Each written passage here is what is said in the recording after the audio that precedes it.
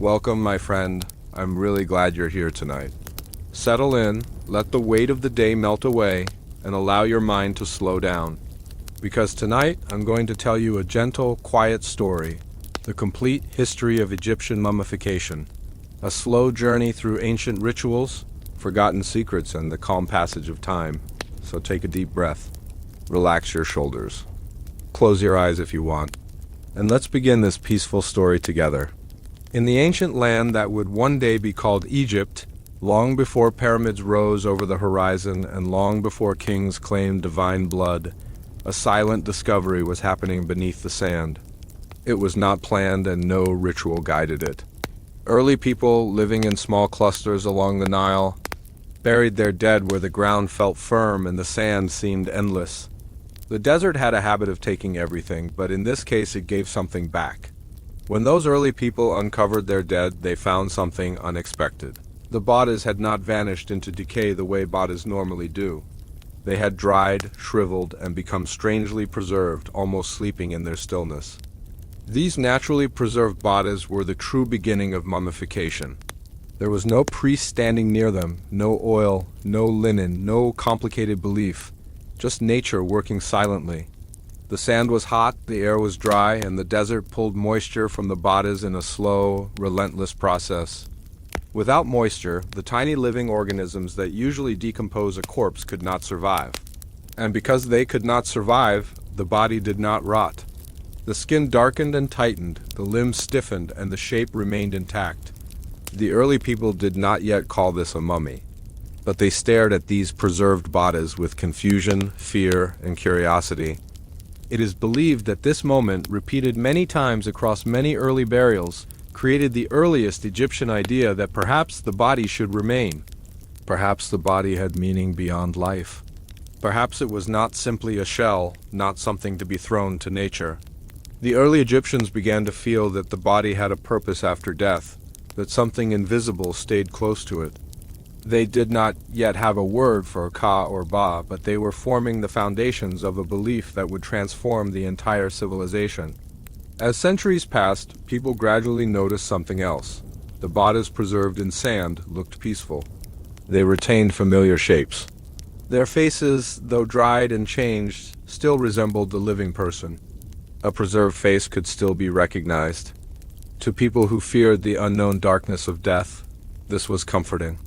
The idea slowly developed that the dead person might continue existing in some form, and perhaps they needed their familiar body for that existence. This belief grew stronger as communities grew larger, rituals became more organized, and the Nile Valley became home to one of the world's oldest civilizations. Eventually, the Egyptians began naming the different parts of the soul. They believed a person had several spiritual components, and two of these were crucial: the K and the Ba. These ideas appeared long before writing fully matured, but by the time Egyptian civilization became stable, the belief had settled deeply into the culture. The Ka was a kind of spiritual twin, a life force that required nourishment. When someone died, the Fa lived on, but only if the body remained intact. The Ba, the personality, was able to travel between the realm of the living and the realm of the dead, but it could only come back to the preserved body at night if the body was still recognizable. If the body decayed, the Ba lost its home, the Ka starved, and the person's spiritual existence ended forever. So the Egyptians were not preserving corpses for sentimental reasons. They were doing it because they believed it was necessary for eternal existence. Preserving the body became the most important act in a person's journey after death. A damaged body meant a lost soul. A lost soul meant eternal suffering, an existence without identity, without memory, and without peace. To prevent this, Egyptians slowly began to experiment with artificial preservation. The early attempts were simple.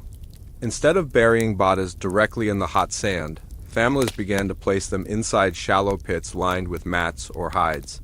But this reduced the natural drying effect, causing the bodies to decay more than before. When decay increased, Egyptians noticed a problem. These bodies did not remain preserved like the ones touching the sand directly, so they made small adjustments. They added sand into these pits. They used baskets filled with hot sand. They kept the body close to dryness. They experimented with different ways to support the preservation process. As Egyptian beliefs grew even stronger, they started using resins, plant oils, and natural salts without fully understanding their chemical functions. They simply knew that certain substances dried the skin more effectively and others smelled pleasant. They learned that some types of wood, when burned, produced a fragrant smoke that insects disliked. They used these smokes around the bodies. They rubbed natural oils on the skin. These were the earliest experiments, centuries before true mummification became systematized. The real transformation began when Egyptians discovered a particular type of salt in the desert, a mixture of sodium carbonate, sodium bicarbonate, sodium sulfate, and sodium chloride. The substance, now known as natron, was the heart of all later mummification. Natron was extremely powerful at absorbing moisture. Placing a body in natron dried it faster and more thoroughly than sand ever could. Even though Egyptians did not understand the chemistry behind it, they knew this salt came from sacred places and had astonishing drying power. It preserved fish. It preserved meat. It changed the texture of everything it touched. So naturally they applied it to the ultimate preservation, the human body. As centuries passed, mummification began transforming from a simple drying practice into a full ceremonial process. Priests became involved, rituals developed. Religious texts began guiding the process. The body was no longer merely dried. It was carefully prepared, cleaned, wrapped, anointed, and symbolically protected. The purpose remained the same: keep the body safe so the spirit could live forever. But the process became more complex as Egyptian spiritual beliefs grew more sophisticated. Even at this early stage, Egyptians started experimenting with removing organs, though this practice would not become standardized until much later. They discovered that internal organs decayed faster than the body's exterior tissues, so removing them helped preservation. They learned that oiling the skin with certain plant-based mixtures softened the dryness and protected it from cracking. They used palm wine for cleaning. They used cedar oil for sanitizing. They used certain tree resins, not knowing that resins contain antimicrobial compounds that slow decomposition. Everything they did was slowly building toward the later perfected method that is now known as Egyptian mummification. The process did not develop in a single era. It slowly matured over a span of nearly 2,000 years. Early forms were very experimental. Some bodies were preserved well, others failed. The materials changed with time, the wrapping style improved. The religious texts expanded. And with each generation, Egyptian priests became more skilled, more specialized, and more devoted to the craft of preserving the dead. During these centuries of evolution, something else shifted. Mummification became not only a spiritual necessity but also a social symbol. Ordinary people buried in the desert naturally dried, but wealthier families wanted a more controlled process, something that honored their status. So mummification gradually expanded into a profession. Priests who specialized in embalming became respected. They guarded their knowledge carefully, passing it from one generation to the next. This early period of development laid the foundation for the grand, detailed, and highly organized mummification system that the world now associates with ancient Egypt. But it all began with something simple: the desert preserving a body on its own, and human beings interpreting that preservation as a sign that the body must remain intact for the spirit to live. The slow understanding of this relationship between body and spirit became the backbone of countless rituals, thousands of tombs, and an entire civilization's approach to death. Egypt's entire funerary culture, pyramids, coffins, tombs, funerary texts, embalming workshops, all of it grew from this first realization that nature had accidentally preserved the dead and that this preservation was deeply significant. As this long history moved forward, the Egyptians would add new layers of complexity. They would discover that organs needed to be removed. They would begin creating canopic jars. They would refine the use of natron. They would develop elaborate wrapping techniques. They would introduce spells, amulets, and rituals. They would expand mummification to animals, gods, and symbolic offerings. But at the very beginning, it was simply human observation and human fear that led them down this path. The fear of losing the body and therefore the fear of losing the soul forever. This slow awakening, this gradual understanding, was the true start of the long, winding, extremely detailed history of mummification in ancient Egypt. And it is from this point that the story continues into deeper complexity, greater detail, and far more advanced processes that evolved across thousands of years. As the centuries moved forward and the Nile continued its endless cycle of flooding and retreating, Egypt changed from scattered communities into a unified kingdom. With unity came stronger beliefs, stronger rituals, and stronger expectations surrounding the dead. What began as simple desert preservation slowly transformed into something sacred, something deliberate, something carefully performed by hands trained to serve both the living and the dead. People no longer relied on the desert alone. They wanted control over the process. They wanted the preservation to be certain. They wanted the body of a loved one to remain exactly as it was, recognizable and whole, regardless of the changing winds or the shifting sands. This desire for certainty led Egyptians to experiment with new methods. Bodies were no longer simply buried. They were cleaned. At first, the cleaning was basic rinsing with water, removing dirt, smoothing the limbs. Over time, however, they discovered that liquids such as palm wine helped cleanse more effectively. Palm wine contained natural alcohol, and though Egyptians did not understand the chemistry, they noticed it reduced unpleasant odor and delayed early signs of decay. They used it more frequently, pouring it gently over the body, rubbing it into the skin, and letting it drip into the mouth and nose during early preparations. They also learned about aromatic oils. The land was rich with plant life near the riverbanks, and many of these plants produced oils that resisted insects. Cedar, juniper, and cypress trees became valuable sources of fragrant substances. These oils served a dual purpose. They softened the skin after death, and they created an atmosphere that insects avoided. When these oils touched the body, they slowed the natural processes that usually caused decay. Again, Egyptians did not know the biological reason, they only observed the results. An observation was enough. Across generations, these small details accumulated into a body of knowledge. The embalmers of Egypt, men who dedicated their lives to caring for the dead, held this knowledge as a sacred inheritance. They believed their work was not simply technical. It was spiritual. To them, the body was not a corpse. It was a vessel that the spirit needed. Every action, every cut, every wrapping, every oil had meaning. The embalmers approached their craft with a seriousness that bordered on reverence. The first major transformation was the realization that the interior of the body decayed more rapidly than the exterior. While early natural mummies preserved externally, the organs inside gradually broke down. When Egyptians opened graves and saw what time had done to the internal tissues, they came to a new understanding. Something inside needed to be done. They could not keep the body whole if the inside rotted.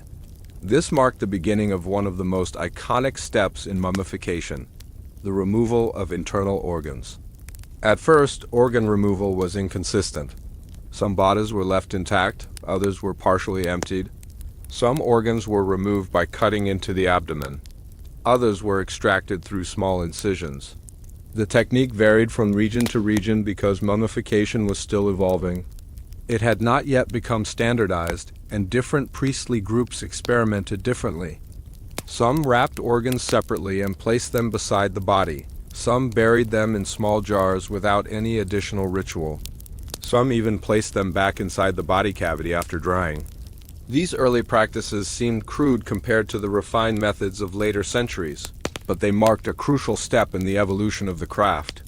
As embalmers observed their work over time, they saw which methods preserved best. They noticed that organs left inside the body caused swelling, odor, and discoloration. They noticed that organs removed and dried separately lasted longer. They noticed that placing dried organs in containers protected them from insects and moisture. Slowly, patterns emerged, and slowly, after many generations of trial and error, the embalmers created the first true system of organ removal. The brain was another matter entirely. In early periods, the brain was often left inside the skull. Embalmers didn't yet understand how quickly the soft brain tissue decomposed. Over time, however, they learned that decay inside the skull affected the entire head. They began experimenting with different ways to remove the brain. One method involved breaking through the back of the skull. Another required cutting near the temples.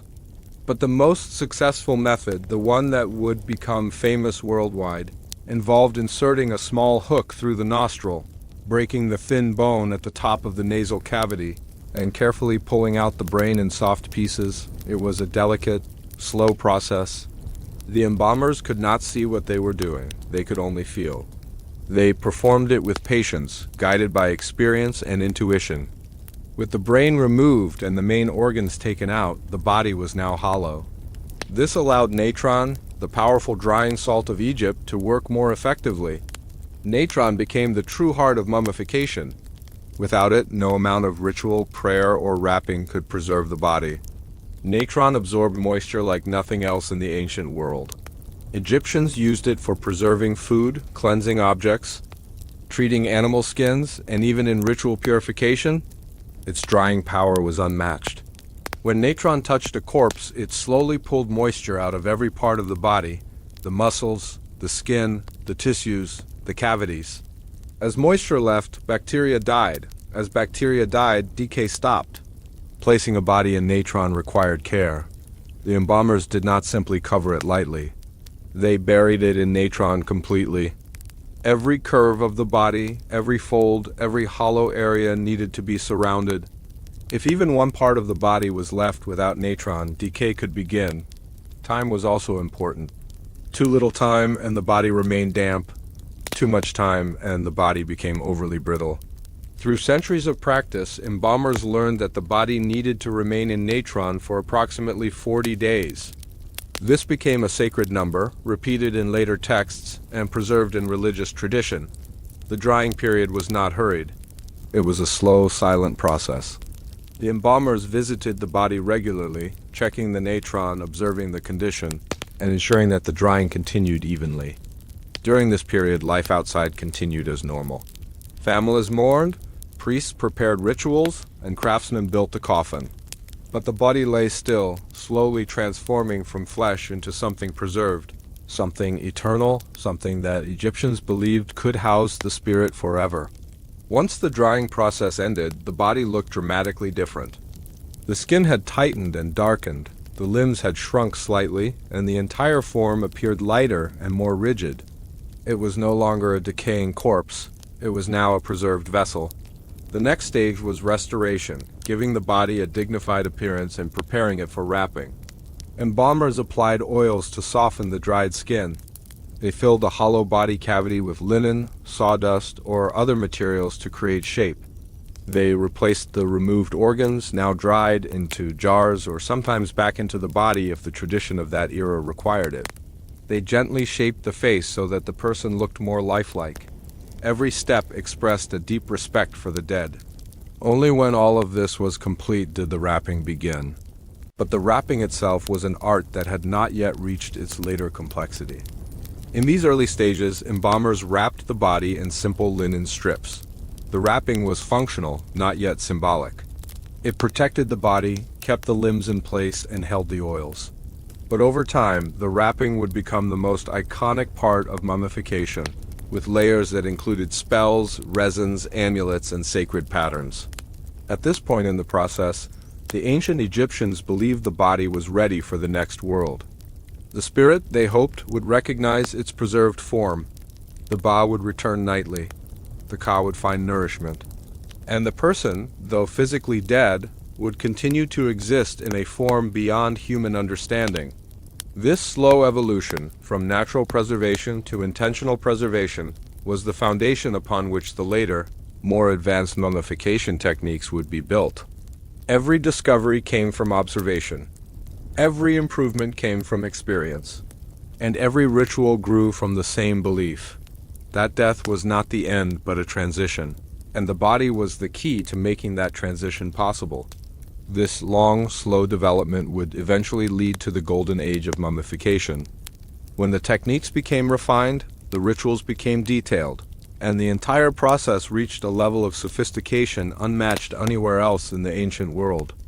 As Egyptian civilization matured, the practice of mummification became more formalized, more systematic, and more deeply entwined with religious, cultural, and social structures. What had once been an accidental preservation of bodies in the sand now evolved into a meticulous craft practiced by highly trained priests. The Nile Valley had grown, settlements expanded, and with population growth came the need for consistency in ritual. No longer could preservation be left to chance. The dead required care, precision, and sacred handling. The priests responsible for embalming held a knowledge that was both technical and spiritual. They understood the properties of natron, the oils, the resins, and the various plants used in preparation, even though they did not conceptualize these substances in chemical terms as we do today. They observed the effects noted which procedures produced the most durable results, and passed this knowledge down through generations. It was a slow accumulation of empirical wisdom, refined over centuries, that created the highly effective methods known to the world today. Preparation of the body began immediately after death, often within hours. The priests first washed the corpse with water from the Nile, sometimes mixed with palm wine or other naturally fermenting liquids. This not only cleaned the body, but also created a mild antiseptic effect, slowing the initial stages of decomposition. The body was then carefully positioned and laid out, limbs arranged in a natural alignment, face and hands gently adjusted, all to ensure that once drying and wrapping were complete, the form remained recognizable to both the living and the departed spirit. The removal of internal organs became more precise. Each organ, from the lungs to the liver, stomach, and intestines, was carefully extracted and treated separately. These organs were sometimes packed in natron, anointed with oils, and stored in canopic jars, each protected by a specific deity.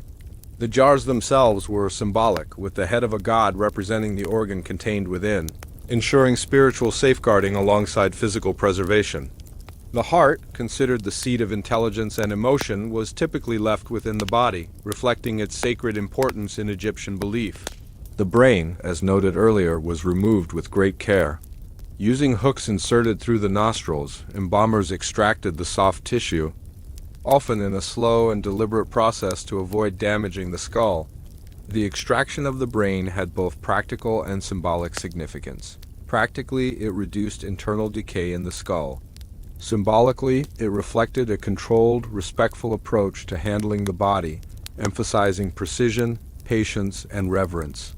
Once internal preparation was complete, the body was placed in a bed of natron, sometimes for as long as 40 days. Natron acted as both a desiccant and a preservative, drawing moisture from the tissues and creating conditions hostile to bacteria. The body was turned occasionally, oils were applied, and any areas that seemed to retain moisture were attended to with additional salt or linen. This drying process was painstakingly slow, lasting several weeks, emphasizing patience and attention to detail, which in itself became a form of devotion and ritual practice. After sufficient desiccation, the embalmers moved to the restoration stage. Oils and resins were applied to soften the desiccated skin, and sometimes aromatic spices or herbs were included. These substances were chosen for their dual role, masking odors and providing antimicrobial effects, even if the Egyptians did not conceptualize microorganisms. The body was then stuffed or padded with linen, sawdust, or plant fibers to restore its natural shape. This step ensured that the body would not appear shrunken or distorted once wrapped. Every contour, every angle, every feature was meticulously adjusted to maintain visual and symbolic integrity. Wrapping, though seemingly simple, became an elaborate process over time. Linen strips were applied layer by layer, sometimes hundreds of layers in total, with careful placement to ensure uniform coverage and secure support. Resins were often brushed or poured between layers, serving both adhesive and preservative functions. Amulets and charms were placed strategically within the wrappings to protect the deceased from spiritual harm and to assist the fa and beer in the afterlife journey. The wrapping process was slow, deliberate, and ceremonial, with each gesture imbued with meaning. It could take several weeks to complete, requiring skill, patience, and unwavering attention to detail. During this period, the living continued their morning rituals, offering prayers, food, and goods to honor the dead. Funerary texts, often painted on papyrus or inscribed on tomb walls, guided the spirit through the afterlife, ensuring that the deceased could navigate the underworld safely. These texts grew increasingly sophisticated, including spells, prayers, and protective incantations that complemented the physical preservation performed by the embalmers. Social status increasingly influenced the complexity of mummification. Pharaohs, nobles, and high-ranking officials enjoyed the most elaborate processes, while commoners had simpler, more accessible versions. The use of gold leaf, elaborate coffin designs, and detailed funerary texts distinguished the wealthy, but the underlying principles of preservation, organ removal, natron desiccation, restoration, and wrapping remained constant across social strata. Over time, embalming also extended beyond humans. Animals, particularly cats, ibises, crocodiles, and bulls, were mummified for both religious and cultural purposes. Animal mummies served as offerings to deities, as companions for the deceased, or as sacred symbols. The processes mirrored those used for humans, scaled appropriately, and demonstrated the Egyptians' deep commitment to ritualized preservation in every form.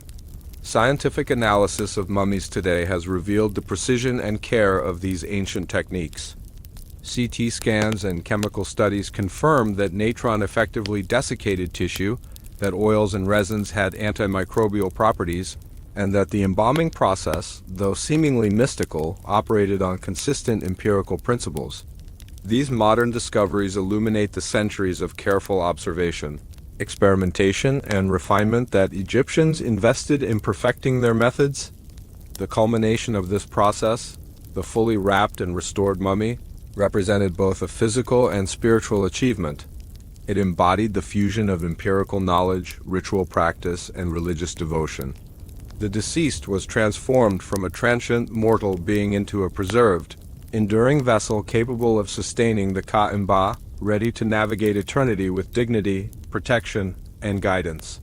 Even as political and social changes swept across Egypt over the centuries, the techniques of mummification remained remarkably stable, refined through trial, observation, and centuries of tradition. The craft, slowly perfected over generations, became a hallmark of Egyptian civilization, a symbol of their understanding of mortality, spirituality, and the unyielding desire to preserve both body and soul for eternity. As the practice of mummification reached its peak, the process became a careful balance of science, ritual, and symbolism. Every action performed by the embalmers carried layers of meaning, with physical, chemical, and spiritual dimensions intertwined. What may appear to an outside observer as tedious or repetitive was, in fact, the result of thousands of years of accumulated observation and experimentation carried out with extreme patience and care.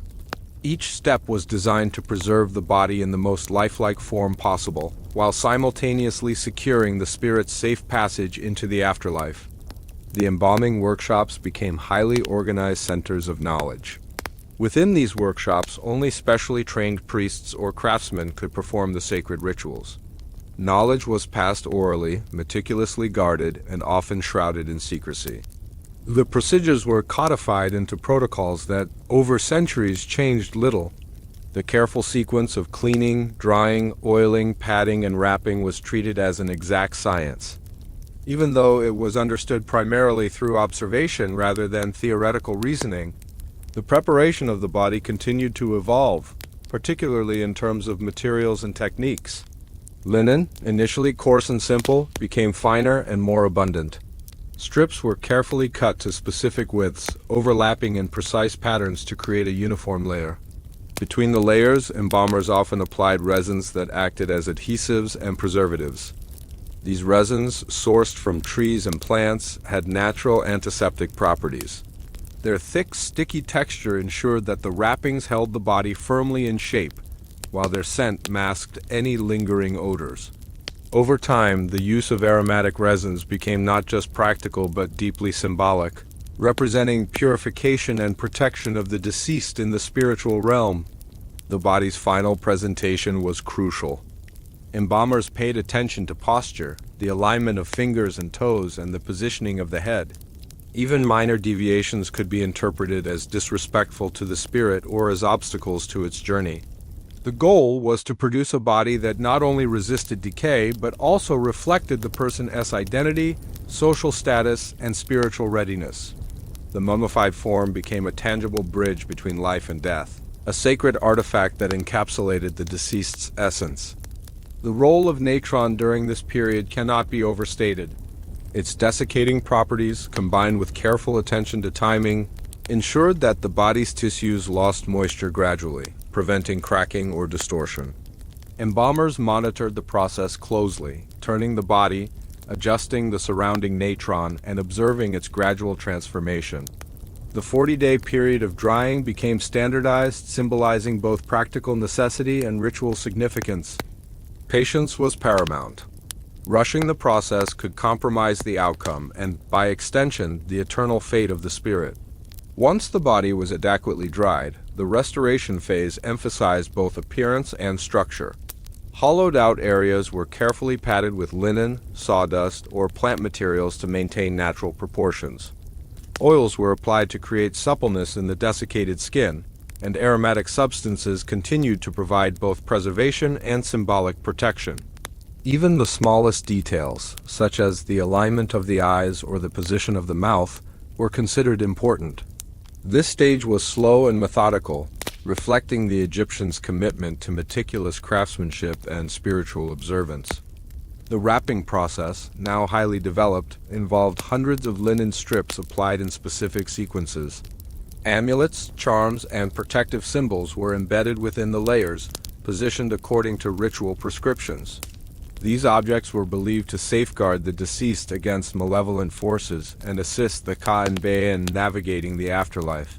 The wrapping itself, when complete, was both functional and symbolic.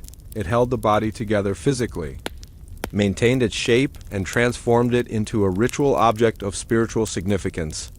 While the mummification of humans was the primary focus, the same principles were increasingly applied to animals. Cats, birds, crocodiles, and even bulls were embalmed, reflecting the Egyptians' belief in the sacredness of all life and the symbolic power of animals in religious practice. These animal mummies, often dedicated to gods or used as votive offerings, were treated with the same attention to detail as human mummies, illustrating the universality of preservation practices and the interconnectedness of life, death, and spirituality in Egyptian culture. As mummification techniques stabilized, funerary architecture evolved in parallel. Tombs, coffins, and burial chambers were designed to accommodate the preserved body and the accompanying ritual objects. Coffins became increasingly elaborate, adorned with inscriptions, protective symbols, and images depicting the deceased in the afterlife. The tomb itself served as a controlled environment, further protecting the mummy from moisture, heat, and insect activity. Together, embalming and tomb construction formed a comprehensive system aimed at ensuring the body's survival and the spirit's continuity. Over time, embalming methods also reflected social hierarchy. Pharaohs and nobles enjoyed the most elaborate procedures with specialized workshops, high-quality materials, and extensive ceremonial observances. Commoners had simpler methods, though the fundamental principles of drying, restoration, and wrapping were retained. Wealth, power, and religious significance determined the complexity of the mummification process, but the overarching goal remained universal: preservation of the body for the eternal journey. Scientific investigations in modern times have illuminated the sophistication of these ancient practices. CT scans, chemical analyses, and DNA studies reveal not only the effectiveness of natron, oils, and resins, but also the Egyptians' empirical understanding of preservation.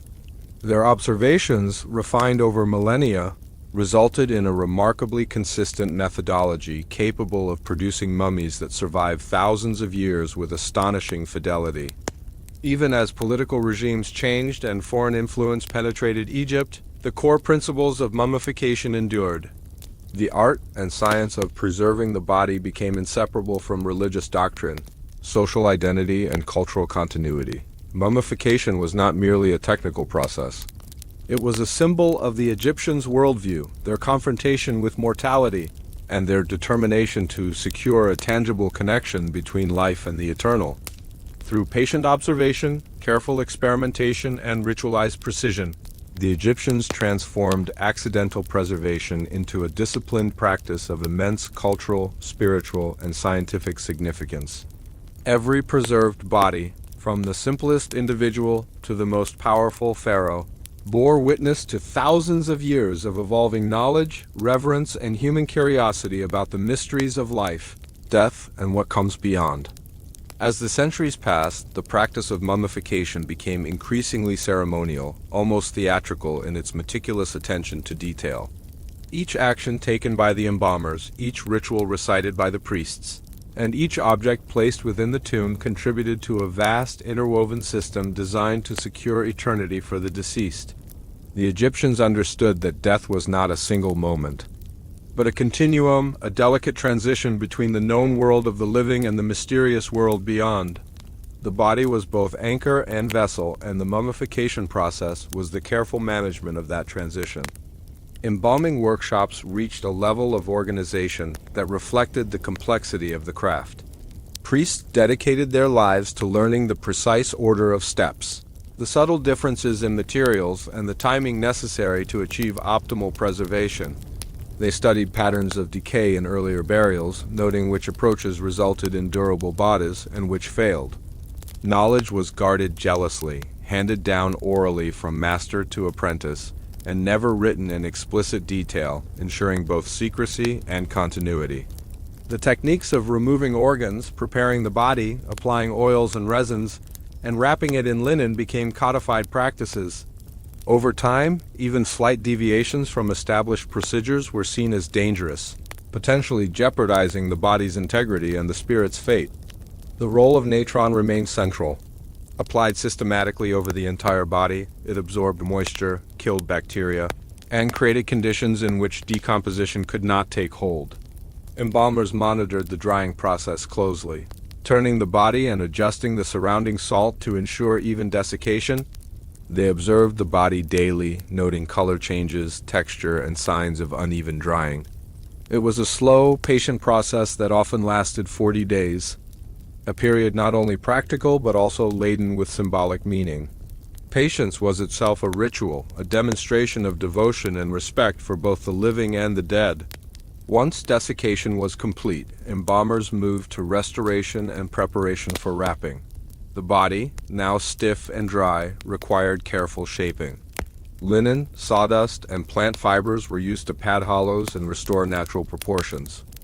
Oils and resins softened the skin and provided additional antimicrobial properties. Aromatic substances were included not merely to mask odors but as symbolic agents representing purification, protection, and transformation. Even the smallest adjustments, the positioning of fingers, the tilt of the head, the contour of the face were performed with deliberate care, reflecting the belief that every detail influenced the spirit's comfort and ability to navigate the afterlife.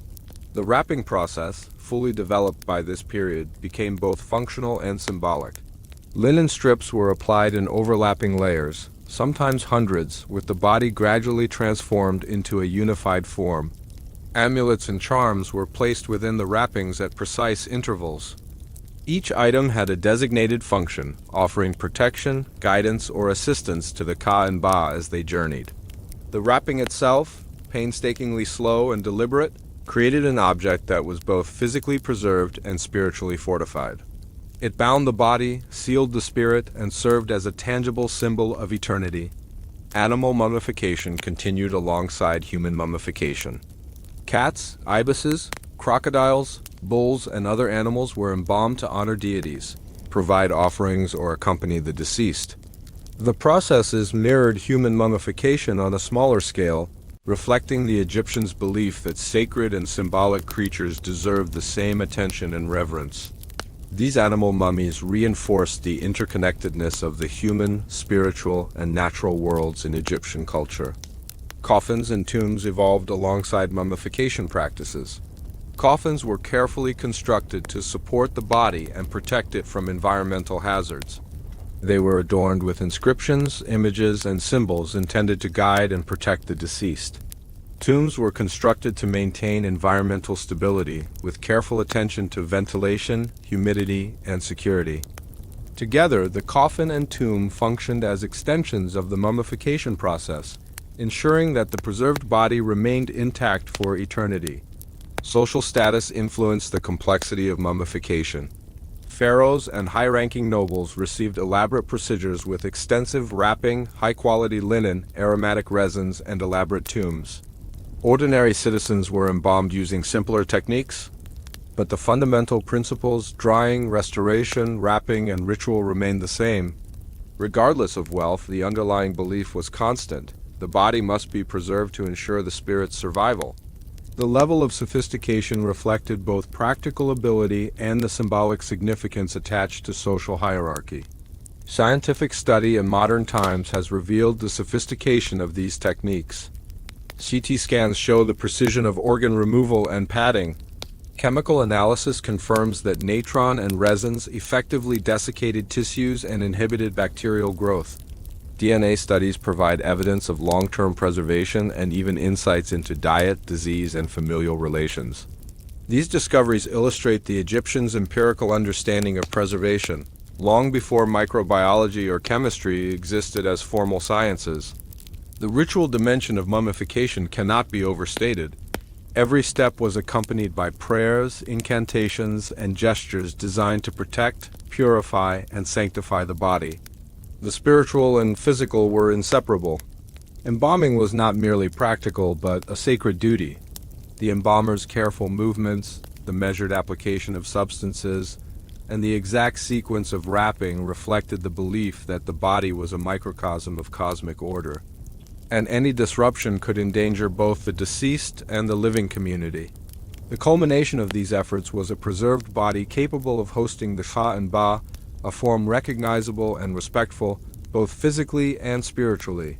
It was a testament to centuries of observation, experimentation, and devotion. Each mummy carried with it the weight of tradition, belief, and meticulous practice. The process embodied a philosophy that extended far beyond mere preservation. It represented humanity's struggle against impermanence, an insistence that identity, memory, and spirit could survive the finality of death. As the practice matured, it became an art form as much as a science. The combination of empirical observation, ritual precision, and symbolic meaning created a system capable of producing bodies that would endure thousands of years. From natural desert mummies to fully embalmed pharaohs, the evolution of mummification demonstrates a civilization's relentless pursuit of permanence in a world governed by change and decay. As time advanced, mummification in Egypt reached its most intricate and symbolic forms.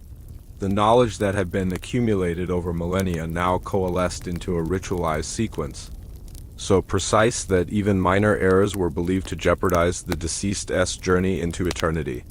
The art of embalming had become both a science and a spiritual devotion, where each motion, each substance applied, and each layer of linen held deep meaning. It was no longer sufficient to simply dry the body. The Egyptians sought perfection in preservation, in appearance, and in spiritual protection. The use of resins, oils, and aromatic substances evolved into an elaborate chemical process, refined to slow decay as effectively as possible. Tree resins, such as cedar, pine, and acacia, were carefully applied to the body, forming a protective coating over skin and wrappings. These substances contained natural antimicrobial compounds that inhibited bacterial growth, even if the embalmers themselves did not understand microbial life. Oils derived from palms, castor plants, and other vegetation were applied to restore suppleness to desiccated skin, preventing cracking and brittleness. Every application was deliberate, often taking hours or days, performed with slow precision. The layering of these materials contributed to both physical preservation and symbolic sanctity, emphasizing the dual nature of the embalming process. The wrapping of the mummy had also transformed into an elaborate, almost architectural procedure. Linen strips were cut to exact lengths and widths, with layers overlapping in carefully calculated sequences. Between layers, embalmers inserted amulets and charms at designated locations, each with specific protective or guiding functions.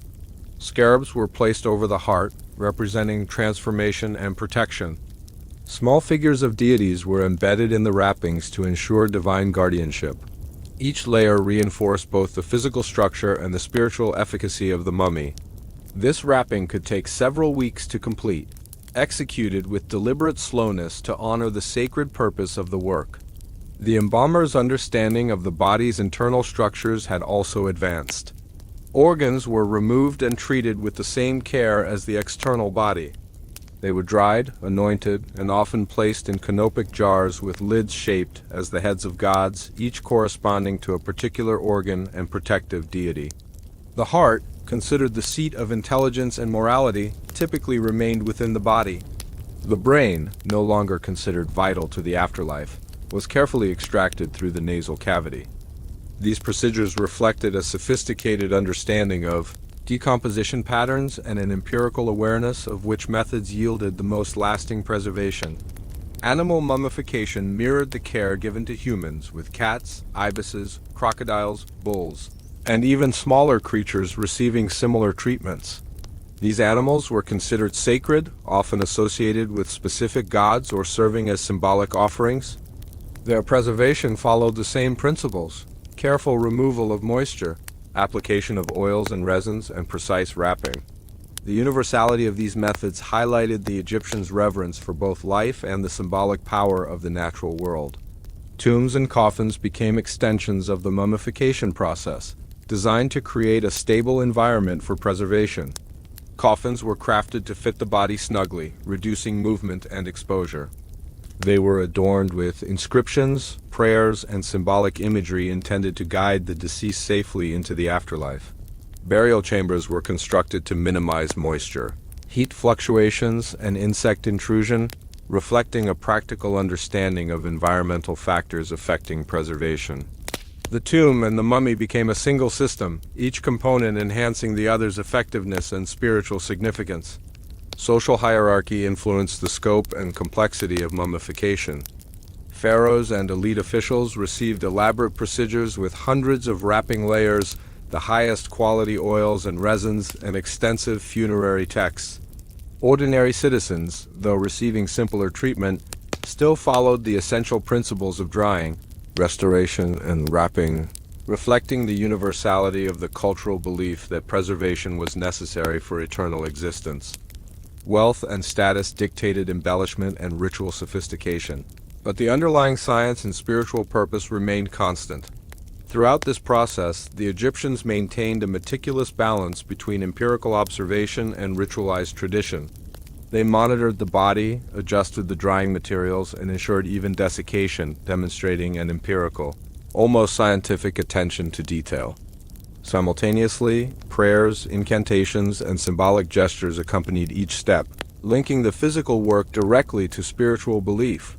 Embalming was thus both practical and sacred, a deliberate fusion of knowledge and devotion that produced results enduring thousands of years. Modern scientific study has revealed the remarkable effectiveness of these methods.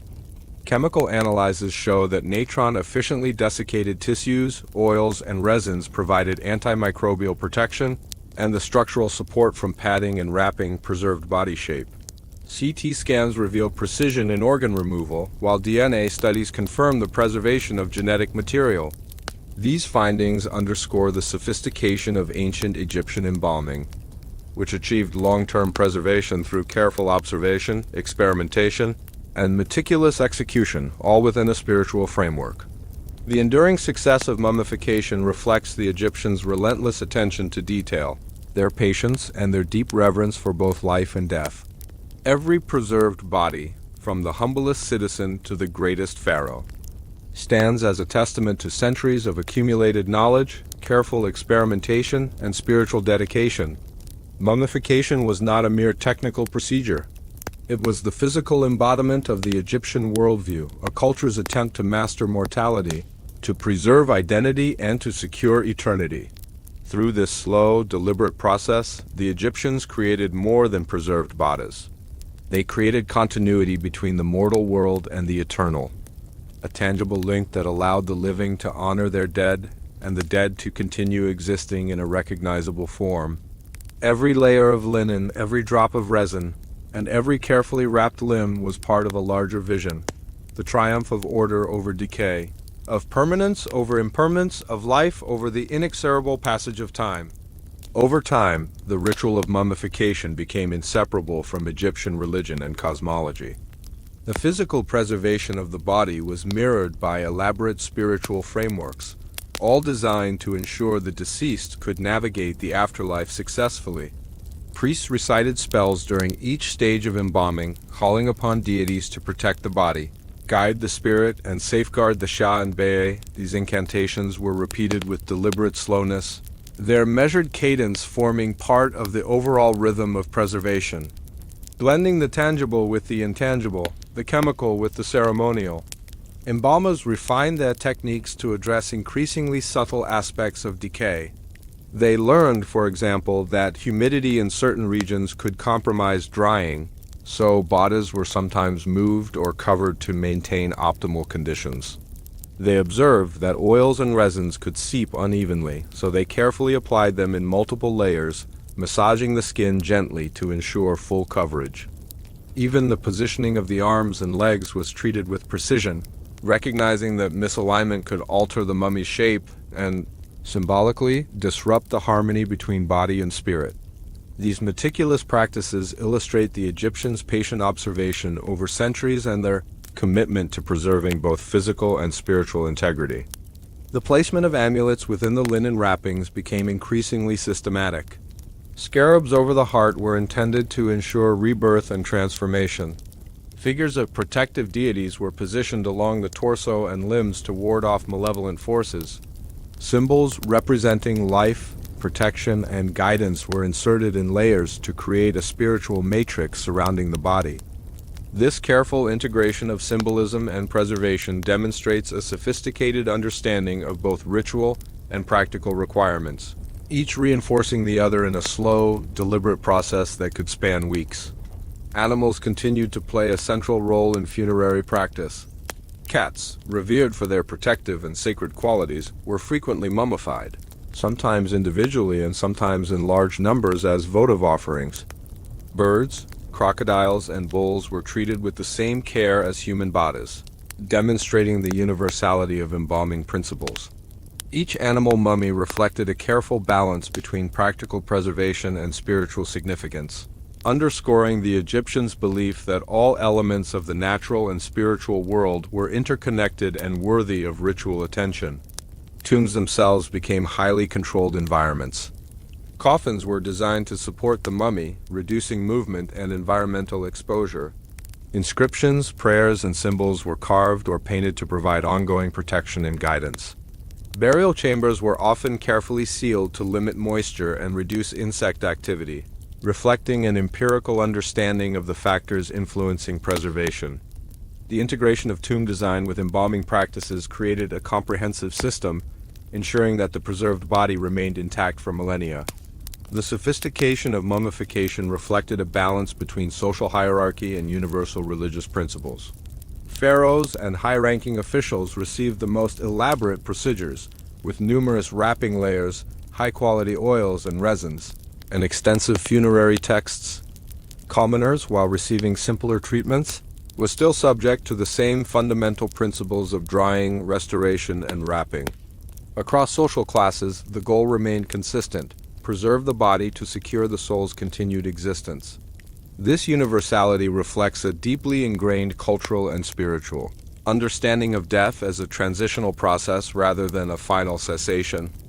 The meticulous work of embalming demonstrated the Egyptians' empirical approach to preservation. They observed patterns of decay, tested various materials, and refined their techniques over generations. Natron, oils, and resins were applied with precision, and the body was monitored continuously throughout the process. These careful observations, accumulated over centuries, effectively combined practical preservation with spiritual ritual. The Egyptians achieved long-term mummification without the benefit of modern chemistry, relying instead on patience, careful attention, and slow, methodical experimentation. Modern scientific studies reveal the efficacy of these ancient methods. Analysis of mummies shows that desiccation, combined with oils and resins, significantly slowed decomposition. CT scans demonstrate precise organ removal and careful structural support. Chemical studies confirm antimicrobial properties in resins and oils. The Egyptians' combination of observation, empirical testing, and ritual practice created a system that produced bodies capable of enduring thousands of years, preserving both physical form and cultural memory. The symbolic and spiritual dimensions of mummification were equally significant. Every layer of linen, every drop of resin, and every carefully positioned amulet reflected a worldview in which life, death, and the afterlife were deeply interconnected. The preserved body was more than a corpse. It was a vessel, a bridge, a link between the mortal and the eternal. Mummification was not simply a technical procedure, it was a deliberate, ceremonial, and spiritual undertaking that transformed the deceased into a durable, recognizable form capable of supporting life beyond death. Through centuries of careful observation, experimentation, and devotion, Egyptian mummification achieved a remarkable synthesis of science and spirituality. Every preserved body, from the simplest individual to the most exalted pharaoh, embodied this fusion, standing as a testament to patience, skill, and reverence. The process was slow, deliberate, and painstaking, reflecting a culture that valued permanence, continuity, and the preservation of identity. Mummification allowed the Egyptians to confront mortality, transform decay into preservation, and secure a form of immortality that endures to this day.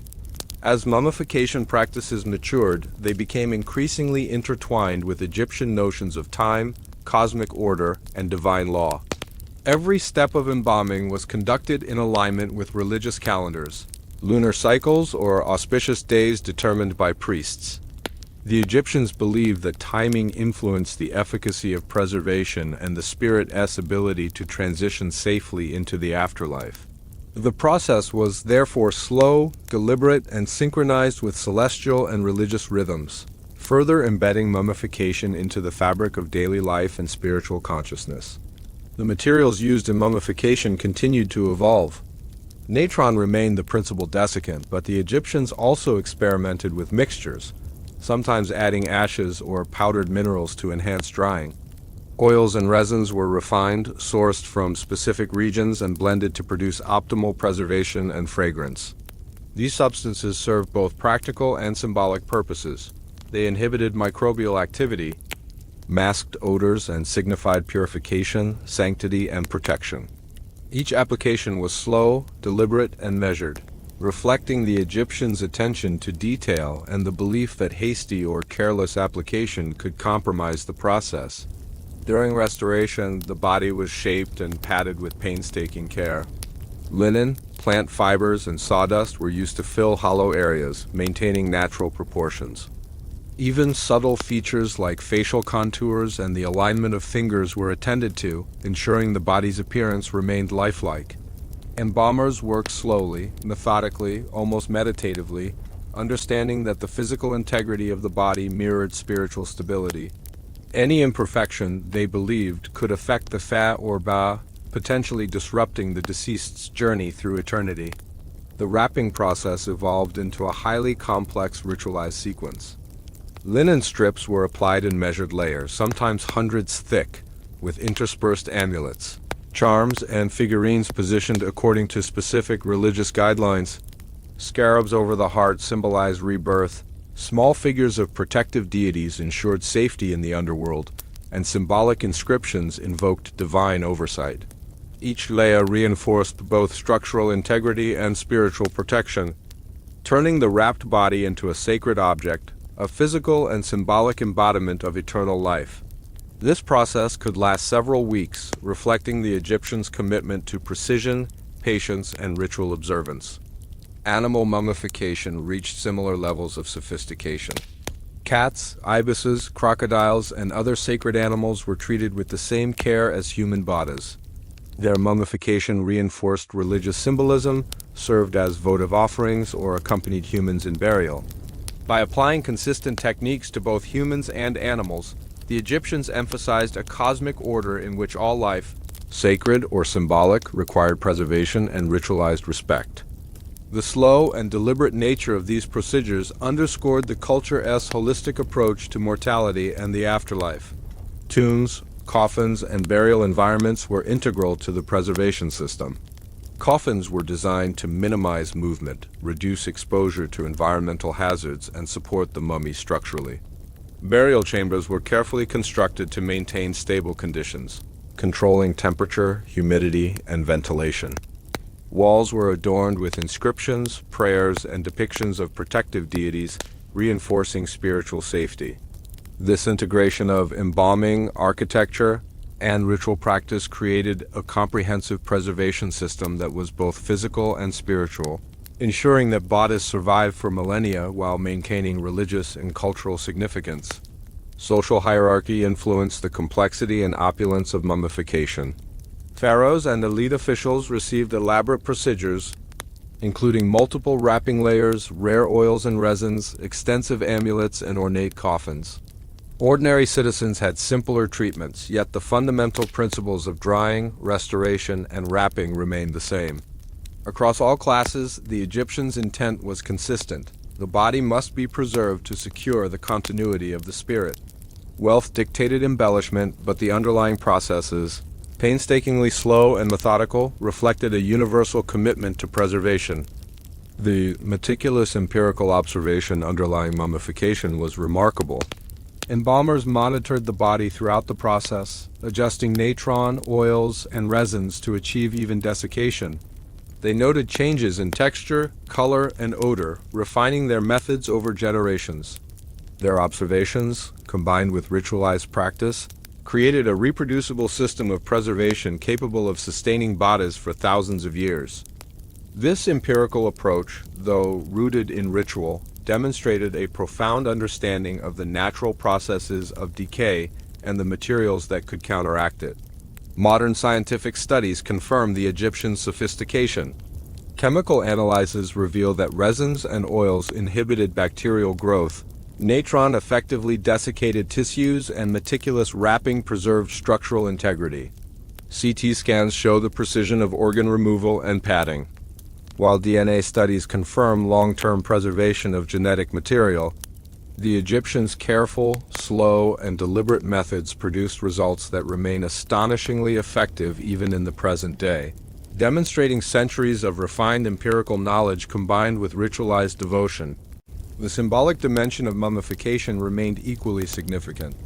Every layer, every amulet, every drop of resin was intended to ensure the deceased's spiritual continuity.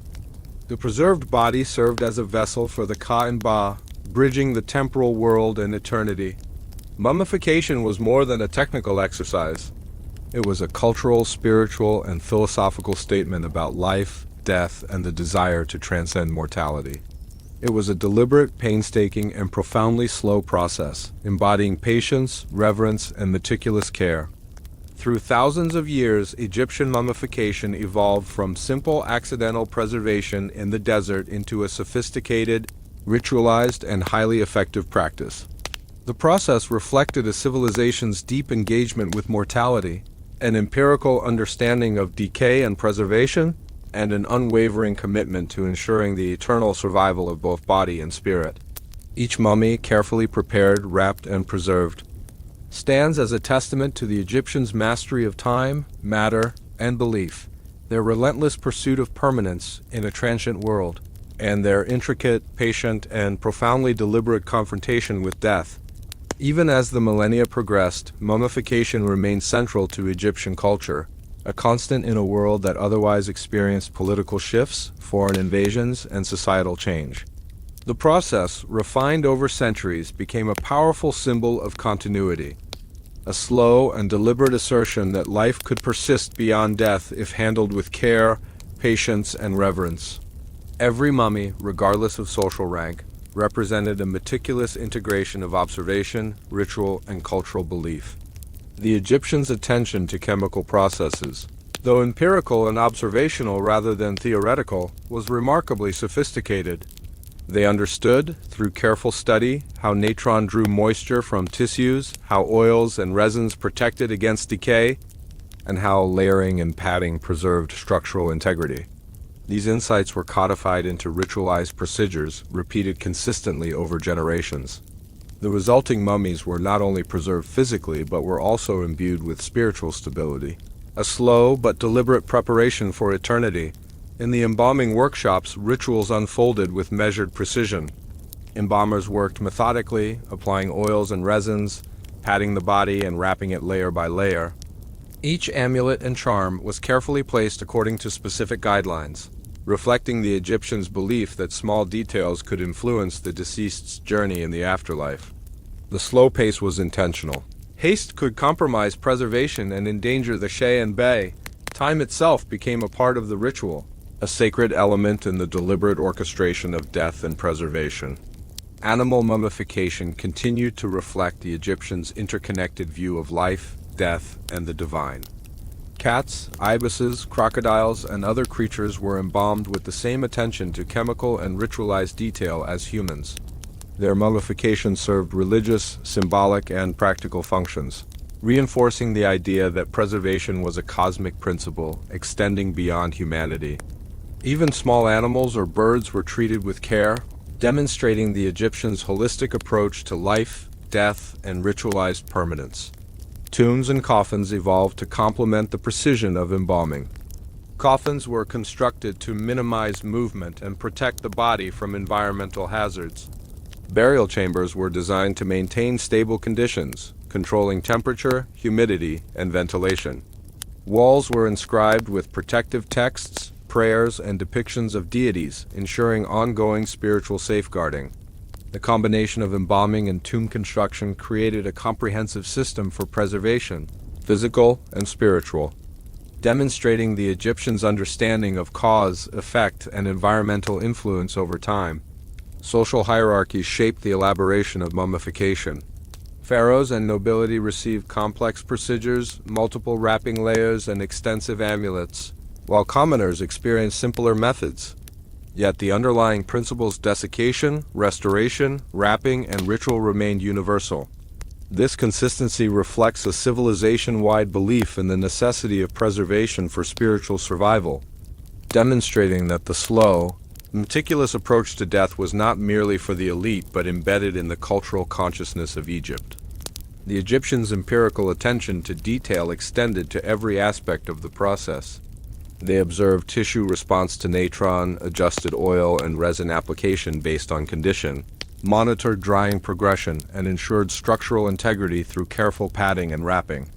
This slow, deliberate observation, combined with ritualized repetition, produced remarkably consistent results over centuries. Bodies survived in a state recognizable and intact thousands of years later, testifying to the precision and effectiveness of these methods. Modern science has confirmed the remarkable efficacy of ancient Egyptian mummification. Chemical analysis shows that oils and resins provided antimicrobial protection. Natron desiccated tissues efficiently, and careful wrapping maintained physical integrity. CT scans and DNA studies reveal precise organ removal, padding, and layering. The Egyptians, through slow, careful experimentation and observation, achieved results that rival modern preservation techniques, all without the theoretical knowledge of microbiology or chemistry. Mummification was more than a practical endeavor. It was a cultural and spiritual statement. Every detail from chemical applications to the positioning of amulets was intended to ensure the deceased's eternal survival. The slow, deliberate methods reflected a worldview in which mortality was managed carefully. Identity was preserved, and the journey beyond life was guided meticulously. Each mummy served as a tangible testament to patience, devotion, and the intricate integration of physical, spiritual, and empirical knowledge.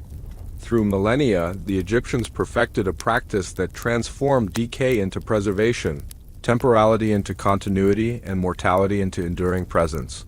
The preserved body was both a scientific achievement and a sacred vessel, a slow, deliberate, and methodical assertion of humanity's desire to endure beyond the finality of death. Mummification, in its slow, patient execution, reflects a civilization's mastery of observation, ritual, and symbolic thought, ensuring that both body and spirit could traverse eternity intact. Over the long span of Egyptian history, mummification came to embody the Egyptians' profound understanding of both the material and spiritual worlds. The process was a convergence of observation, experimentation, and ritual, each stage executed with measured care and deliberate slowness. Embalmers understood, through centuries of trial and meticulous record-keeping, how the combination of natron, oils, resins, padding, and wrapping worked to arrest decay and maintain structural integrity. Even minor errors or haste were thought to compromise both the body and the spirit, emphasizing patience as a central virtue of the practice. The rituals accompanying embalming were as carefully designed as the chemical procedures themselves. Priests recited prayers and incantations at each step, calling on gods to oversee preservation, protect the deceased from malevolent forces, and guide the She'en-bei in their journey through the afterlife. Every gesture, from the precise application of resin to the placement of amulets, was infused with religious meaning. The Egyptians understood that physical preservation and spiritual readiness were inseparable. One could not succeed without the other. Time was deliberately measured and respected, as each step required slow, attentive execution to ensure efficacy. The desiccating properties of natron were central to the success of mummification. Applied around the body and within its cavities, natron absorbed moisture efficiently, creating an environment hostile to decomposition. The body was monitored daily, turned carefully, and adjusted as necessary to ensure even drying. Oils and resins were then applied, both to protect tissues and to provide a symbolic purification. These substances, extracted from specific trees and plants, contained natural antimicrobial agents, demonstrating that the Egyptians had empirically discovered effective preservation techniques long before modern chemistry existed. Restoration of the body was equally deliberate. Hollow areas were filled with linen, sawdust, or plant fibers to maintain natural form. Facial features were carefully adjusted, limbs aligned, and the body prepared for wrapping. Each step was slow, patient, and methodical, reflecting the belief that the physical integrity of the body mirrored the stability of the spirit. Every decision from padding to posture was performed with precision, ensuring that the mummy would serve as a suitable vessel for the Ka-en-ba, capable of sustaining identity and facilitating the journey into eternity. Wrapping was the culmination of the embalming process. Linen strips were applied in successive layers, sometimes numbering hundreds, with resin or oils applied between layers to secure and protect the body. Amulets, charms, and small figures were interwoven within the layers, each with a distinct protective or guiding purpose. Scarabs, deities, and symbolic objects were positioned according to strict ritual guidelines, reinforcing both structural integrity and spiritual efficacy. This painstaking wrapping process could take weeks, emphasizing that careful, slow attention to detail was not merely practical but sacred. Animal mummification continued in parallel, reflecting the Egyptians' belief in the interconnectedness of life, death, and divinity. Sacred animals, including cats, ibises, crocodiles, and bulls, were embalmed with comparable care, serving as votive offerings, companions, or symbolic representations of gods. The same principles of desiccation, oil and resin application, and precise wrapping applied. Even small variations were carefully managed, ensuring preservation and honoring the sacred status of each creature. These practices highlight a civilization-wide commitment to ritualized respect for all life, emphasizing the cosmic and symbolic dimensions of preservation. Tombs and coffins were integral to maintaining the efficacy of mummification. Coffins were constructed to support and protect the body, minimizing movement and exposure to environmental hazards. Burial chambers were designed to stabilize temperature, humidity, and ventilation, reducing decay. Inscriptions, prayers, and depictions of protective deities adorned walls and coffins, offering ongoing spiritual support. The careful integration of embalming, architectural design, and ritual created a comprehensive preservation system, blending science and religion in a slow, deliberate orchestration of life, death, and eternity. Social hierarchy influenced the elaboration of mummification, but the underlying principles remained constant. Pharaohs and elites received complex procedures, multiple layers of linen, rare oils and resins, and abundant amulets, while commoners experienced simpler treatments. Regardless of wealth, the slow, meticulous process ensured that the body was preserved adequately, reflecting a civilization-wide consensus that physical preservation was essential for spiritual survival. Embalmers' patience and skill were universal, bridging social divides and affirming the importance of continuity and care in the transition from life to afterlife. Modern research confirms the extraordinary effectiveness of Egyptian mummification. Analyses reveal that desiccation, oils, and resins produced remarkably durable preservation, while structural padding and wrapping maintained anatomical form. CT scans and DNA studies reveal the precision of organ removal and restoration. The Egyptians achieved results that remain impressive even in contemporary preservation science, demonstrating centuries of empirical observation, careful experimentation, and patient practice. Their methods, slow and deliberate, were remarkably consistent and reliable across generations, ensuring long-term survival of both body and cultural memory. Ultimately, mummification was more than a technical achievement. It was a philosophical, spiritual, and cultural expression. Every detail from chemical application to ritualized wrapping embodied a civilization's commitment to continuity, reverence, and control over mortality. The slow, deliberate, and methodical processes reflected the Egyptians' profound understanding of both natural decay and spiritual order. Mummies, preserved through centuries of careful observation and ritualized attention, stand as enduring testaments to human patience, ingenuity, and the unyielding desire to transcend the finality of death. Beyond the well-known use of natron and resins, the Egyptians experimented with other substances and techniques that were rarely recorded in common accounts of mummification. For example, in some periods, embalmers applied bitumen, a naturally occurring tar-like substance, to coat the exterior of the body. Bitumen was sticky, dark, and aromatic, providing a protective seal against moisture and insects. While this material was often reserved for royalty or wealthy individuals due to its rarity and cost, its use represents an alternative preservation method distinct from the standard natron-based drying. Interestingly, mummification methods varied significantly across different regions of Egypt. In Lower Egypt, where humidity was higher due to proximity to the Nile Delta, embalmers sometimes incorporated clay and mineral powders into their drying processes, wrapping the body in layers of clay-coated linen. In Upper Egypt, the arid desert environment allowed for more natural desiccation, so the embalmers sometimes skipped or shortened the chemical drying phase, relying more on sun exposure and airflow to preserve the body. These regional differences highlight that mummification was not a rigid practice but adapted to local conditions, climate, and available materials. Another lesser-known aspect of Egyptian mummification is the use of linen bandaging patterns as symbolic codes. Beyond their practical role in securing the body, certain wrapping styles represented ritual concepts. For instance, diagonal wraps across the chest or zigzag patterns on limbs could signify protection. Alignment with cosmic forces or specific magical formulas meant to guide the deceased safely in the afterlife. This means that the linen itself carried layered meanings, functioning as both physical preservation and spiritual inscription. Some embalmers experimented with herbal additives beyond the standard oils and resins.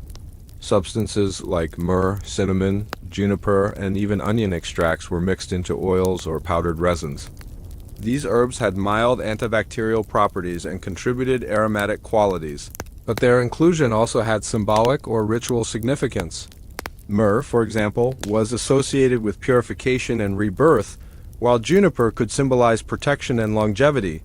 These combinations reflect the Egyptians' sophisticated integration of botanical knowledge into their spiritual and chemical practices.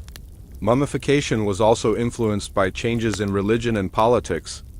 During certain periods, such as the Amarna era under Pharaoh Akhenaten, embalming rituals adapted to new theological ideas. The depiction of gods and amulets shifted, emphasizing different divine protectors, while the overall structure of wrapping and burial remained consistent. This indicates that mummification was not static. It absorbed and reflected the prevailing religious ideologies, offering a subtle record of shifting beliefs over centuries. A particularly unusual practice was the mummification of fetuses and infants, which followed methods distinct from adult embalming. Smaller bodies required careful adjustments, finer linens, lighter resin coatings, and more delicate padding to maintain proportions. Sometimes these mummies were placed in miniature coffins or wrapped with amulets representing life, fertility, or divine protection. Studying these cases provides insight into how the Egyptians valued life at all stages and how preservation practices were adapted for different ages. Finally, archaeological evidence reveals that embalmers occasionally experimented with layering different types of resins and oils in succession, creating a kind of chemical sandwich. Each layer had a specific property. One might repel moisture, another inhibit microbial growth, and a third act as a binding agent. This multi-layered approach is evidence that the Egyptians were not merely ritualistic, but also observant and experimental, systematically refining preservation methods over centuries in response to trial and error. In addition to preserving bodies, the Egyptians sometimes applied mummification techniques to objects and furniture, especially those intended to accompany the deceased into the afterlife. Wooden statues, ceremonial boats, and even chests containing personal belongings were occasionally treated with oils and resins, wrapped in linen or coated with natron. These object mummies were believed to carry spiritual significance, acting as extensions of the deceased's identity, providing protection, and serving practical roles in the journey beyond death. This practice reveals that mummification extended beyond the human form, reflecting the Egyptian worldview that spiritual energy could inhabit more than just flesh. Another intriguing aspect is the post-burial care of mummies, which is rarely emphasized in general accounts. Certain tombs were revisited periodically by priests to reapply protective oils or resins to the mummy, restore damaged wrappings, or refresh inscriptions and amulets. This maintenance was slow and methodical, often performed during specific ritual days, underscoring the belief that preservation was not a single event but an ongoing responsibility. Such practices suggest that mummification was as much a long-term ritual commitment as it was a technical procedure. The Egyptians also developed specialized embalming kits, containing tools specifically designed for delicate procedures. These included scalpels and hooks for organ removal, fine brushes for resin application, and padded instruments for adjusting and shaping the body. The existence of these tools indicates a highly specialized craft, in which embalmers were trained meticulously over years, sometimes decades, mastering subtle techniques that required steady hands, patience, and precision. The craft of mummification was thus a combination of chemistry, artistry, and ritual expertise. In rare cases, the Egyptians employed chemical additives to alter the color of preserved skin. Certain resins and mineral powders could darken or lighten the body's surface, creating a more lifelike or spiritually significant appearance. Some mummies were treated to achieve a reddish-brown hue, which was associated with vitality and the life-giving power of the sun. These methods indicate that aesthetic considerations were intertwined with preservation, as the appearance of the body was believed to influence the comfort and recognition of the Ka in the afterlife. The Egyptians also adapted mummification to deal with environmental challenges, such as high humidity near the Nile or the presence of insects in certain regions. In these situations, embalmers sometimes introduced additional layers of natron, applied thicker resin coatings, or used protective wooden or clay enclosures before final wrapping.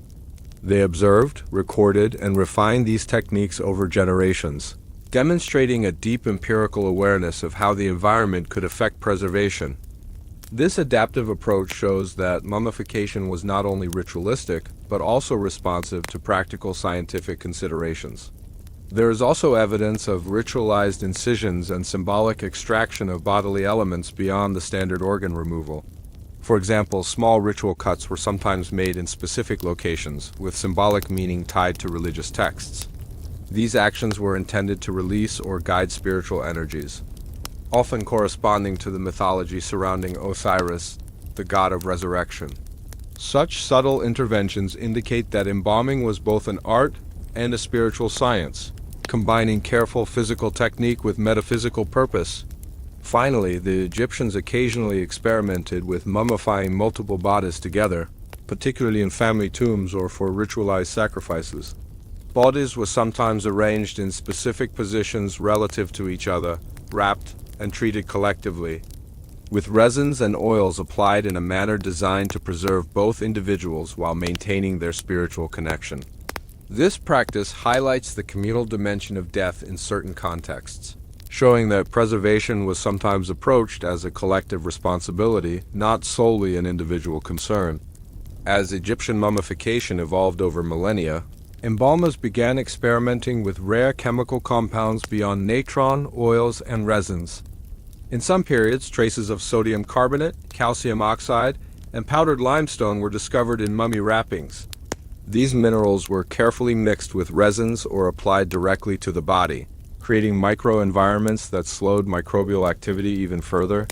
While modern chemistry explains their effectiveness, the Egyptians developed these mixtures through centuries of careful observation and trial, demonstrating a remarkable empirical sophistication. Cross-cultural influences also left subtle marks on mummification practices. During periods of foreign contact, such as with Nubia, Libya, or later the Greek Ptolemaic rulers, embalming techniques were sometimes modified or hybridized. Imported oils, exotic resins, and new wrapping methods were incorporated, reflecting both experimentation and adaptation.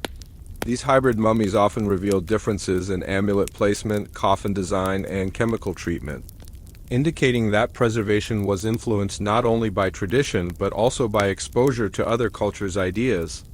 Embalmers also developed specialized treatment for mummies destined for display in temples or public cults, rather than traditional burial.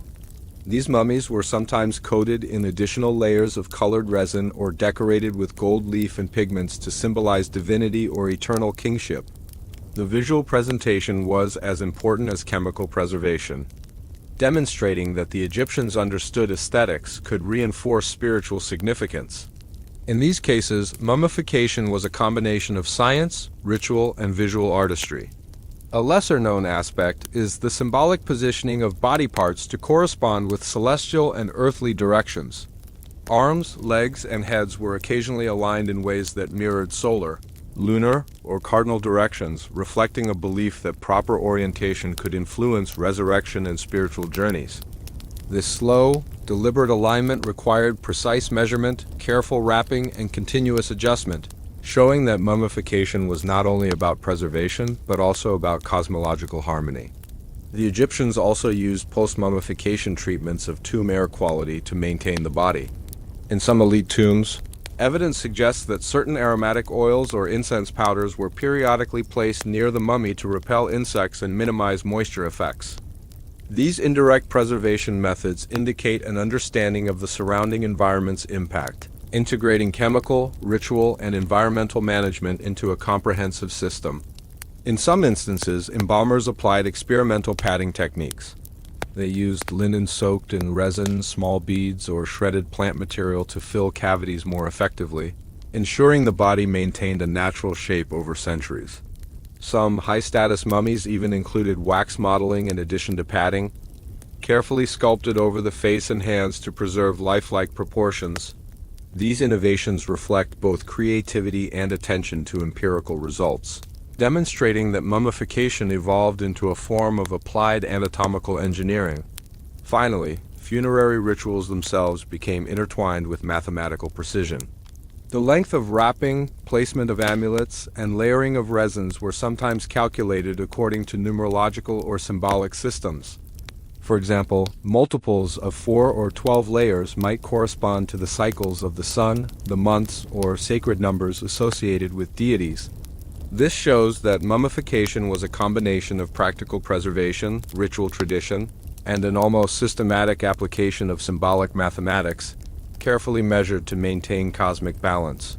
Among the lesser-known practices of Egyptian mummification, some embalmers experimented with extreme dehydration techniques beyond traditional natron use. In certain elite tombs, bodies were exposed to intense, controlled heat or buried temporarily in layers of salt and sand before wrapping. This slow, gradual dehydration reduced internal moisture more effectively than natron alone, ensuring that even the most delicate tissues remained intact. These techniques required careful monitoring over weeks, reflecting an advanced empirical understanding of how environmental manipulation could enhance preservation. Some mummies display unusual internal treatments. suggesting experimentation with chemical additives. For example, traces of plant-based alkaloids and aromatic compounds have been detected inside organ cavities, perhaps intended to inhibit decay or repel insects. These substances, sometimes combined with resin or powdered minerals, indicate that embalmers were not only following tradition but also testing chemical effects, adjusting recipes over generations to achieve optimal results. There is also evidence of double or layered mummification, where a body was wrapped, treated, and then rewrapped months or even years later. This could occur when the deceased held special religious significance or when tombs were revisited to renew protective rituals. The second layer often included additional amulets, fresh resins, and sometimes new symbolic wrappings, creating a complex structure both physically and spiritually. This shows that mummification was a dynamic process, not always a single event, with careful attention paid to both longevity and ritual completeness. The Egyptians occasionally employed experimental postures for symbolic reasons. While most mummies were positioned with arms crossed over the chest, some were arranged with arms reaching toward the sky, hands folded near the face, or legs slightly bent. These postures could represent stages of resurrection, alignment with specific gods, or adherence to new religious doctrines. Adjusting the body's form was a slow and meticulous process, reinforcing the idea that physical arrangement had spiritual consequences. Another fascinating practice involves mummification of clothing and textiles alongside the body. In some tombs, garments, shoes, and personal items were treated with natron, resins, and wrapping to prevent decay. These textile mummies acted as extensions of the individual, preserving not only their physical appearance but also their material identity. This highlights the Egyptians' holistic view of preservation, extending care beyond the body to the objects associated with life and status. Rare ceremonial variations also included ritual embalming performed by multiple specialized priests simultaneously, each responsible for a distinct stage or element of the process. One priest might oversee the chemical treatment, another the wrapping, and a third the placement of protective amulets. The slow, coordinated effort ensured that each component of the mummification maintained both ritual precision and empirical effectiveness. This division of labor demonstrates the complexity and sophistication of embalming as both a craft and a spiritual practice. Finally, some mummies exhibit preservation anomalies that puzzled modern researchers. Certain bodies remain remarkably intact despite poor environmental conditions, suggesting that embalmers may have discovered unique combinations of resins, oils, or herbal additives that were highly effective but rare. These exceptional cases reveal that, alongside standard methods, Egyptian embalmers occasionally achieved extraordinary results through experimentation, careful observation, and a deep understanding of materials, demonstrating the ingenuity and adaptability underlying mummification. Beyond the physical techniques, Egyptian mummification was deeply intertwined with myth and magical symbolism, which guided every step of preservation. The Egyptians believed that the body itself was a sacred vessel, and any damage, decay, or imperfection could endanger the soul's journey into the afterlife. This belief gave rise to rituals designed to protect the mummy not only from natural decay, but from spiritual interference. Incantations, gestures, and symbolic objects were considered just as essential as oils, resins, and natron. One fascinating aspect is the opening of the mouth ceremony, performed after embalming but before final entombment. This ritual was intended to magically restore the deceased's senses, allowing them to see, hear, speak, and eat in the afterlife. Priests used small tools, sometimes crafted from wood or stone, to touch the mouth, eyes, and ears of the mummy. While primarily symbolic, this slow, deliberate ritual underscores the Egyptians' belief that mummification was a bridge between physical and spiritual realities, and that preservation alone was insufficient without magical empowerment. Magic also influenced amuletry placement within the wrappings. Each amulet, whether scarab, eye of Horus, or miniature deity, had a specific protective or guiding purpose. Some amulets were believed to ward off decay, others to repel malevolent spirits, and still others to guide the soul through complex underworld landscapes. Embalmers positioned them with precise care, sometimes in multiple layers, reflecting both ritual knowledge and an empirical understanding that careful placement reduced physical stress on the mummy over time. Interestingly, the Egyptians had specific beliefs about decay as a spiritual threat. Rot or decomposition was not only a physical problem but a symbolic one, representing disruption of the cosmic order. Therefore, embalming techniques were designed to counter decay in both literal and metaphysical ways. Applying oils and resins, patting limbs, and wrapping the body slowly was thought to protect the integrity of the soul, demonstrating that practical preservation and spiritual safeguarding were inseparable. Some rare texts describe ritualized purification baths for the mummy. Before final wrappings, the body might be washed or anointed with scented oils, sometimes combined with herbal extracts. These treatments were believed to cleanse both body and spirit, preparing the deceased for rebirth in the afterlife. The careful, measured pace of these baths, along with accompanying prayers, reflects the Egyptians' meticulous attention to slow, precise action in all aspects of mummification. Mummification also served as a symbolic reenactment of cosmic mythology. The deceased was often associated with Osiris, the god of death and resurrection. Every incision, resin application, and wrap could be interpreted as mirroring Osiris's own dismemberment and restoration, transforming the physical act into a spiritual narrative. In this sense, embalming was both practical and performative, a story enacted on the body itself, linking individual preservation with universal cycles of life, death, and regeneration. Finally, embalmers sometimes employed ritualized time markers, such as counting repetitions of prayers, amulet placements, or wrapping layers. These slow, deliberate counts were believed to synchronize the mummy with cosmic and spiritual rhythms, ensuring the deceased's safe passage through the afterlife. This emphasis on temporal precision demonstrates that mummification was not only a chemical or anatomical process, but a meticulous orchestration of time, ritual, and belief practice designed to endure in both body and spirit for eternity. Archaeological discoveries over the past century have revealed extraordinary variations in mummification practices that were previously unknown. For example, in certain tombs of the later dynasties, mummies were found with gold leaf applied directly to the skin or embedded in resin coatings. This was not purely decorative. Gold symbolized eternal life and incorruptibility. By physically integrating precious metals with the body, embalmers reinforced the spiritual idea that the deceased could never truly decay, combining chemistry, artistry, and belief in a tangible, enduring way. Another rare variation involves mummies with retained internal organs, contrary to the common practice of removing them. In some cases, embalmers treated the heart, liver, or stomach with specialized resins and powders, creating a miniaturized chemical system inside the body to prevent decay. This suggests experimentation and a nuanced understanding of the relationship between internal tissues, moisture, and preservation over long periods. Evidence also exists for double-layered mummy coverings, where bodies were first wrapped in a primary layer and then encased within an outer ceremonial mummy. These outer wrappings often included elaborate inscriptions, additional amulets, and multiple resin coatings. Archaeologists believe this was a form of enhanced protection for elite individuals or particularly sacred burials, indicating that preservation could be layered, both chemically and ritually, to increase durability and spiritual safeguarding.